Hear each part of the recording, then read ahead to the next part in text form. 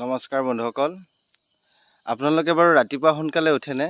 ৰাতিপুৱা সোনকালে সকলোৱে উঠিব লাগে বন্ধুসকল। বিশেষভাৱে ব্ৰহ্ম মুহূৰ্তৰ সময়খিনিত সকলোৱে উঠিব লাগে। ৰাতিপুৱা 4 বজাৰ পৰা 6 বজালৈ ব্ৰহ্ম মুহূৰ্তৰ সময় বুলি ধৰা হয়। বহুতেতো 3 বজা 3:30 বজা ইমান সময়তে উঠে।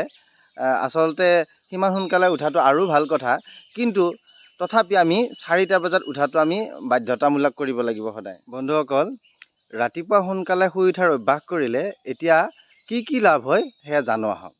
প্ৰথমটো হ'ল আপোনাৰ মনত প্ৰবল ইচ্ছা শক্তি জাগ্ৰত হ'ব আৰু মনটো সদায় আনন্দ ফূৰ্তিৰে ভৰি থাকিব।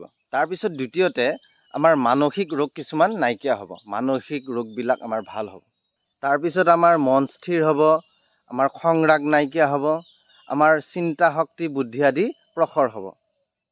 এতিয়া জানো আহক আধ্যাত্মিক দিশেৰে ব্ৰহ্ম মুহূৰ্তত উঠাৰ লাভৰ বিষয়ে। আধ্যাত্মিক দিশত দিনটোক আমাৰ 3টা ভাগত ভগোৱা হৈছে। ৰাতিপুৱাৰ সময়খিনিক সাত্বিক, দুপৰীয়াৰ সময়খিনিক ৰাজসিক আৰু ৰাতিৰ সময়খিনিক তামসিক সময় বুলি ধৰা হৈছে। ৰাতিপুৱাৰ সময়খিনি সাত্বিক হোৱাৰ কাৰণে আমি ৰাতিপুৱা সোনকালে শুই উঠিলে আমাৰ দেশত সাত্বিকতা উদয় হয়।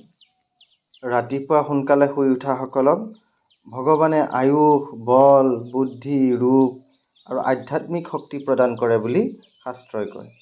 দেহত সাত্বিকতা উদয় হোৱা মানে আমি দেৱতুল্য হোৱা, আৰু আমি দেৱতাৰ গুণবোৰ যেতিয়া আহৰণ কৰিম তেতিয়া আমি ভগৱানৰ হাতেৰে অমৃত পান কৰিব পাৰিম।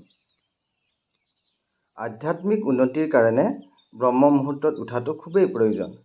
আমি ব্ৰহ্ম মুহূৰ্তত উঠি যেতিয়া ঈশ্বৰ উপাসনা কৰিম তেতিয়া ঈশ্বৰে সহজেই সন্তুষ্ট হৈ আমাক কৃপা কৰে বুলি শাস্ত্ৰসমূহে কয়।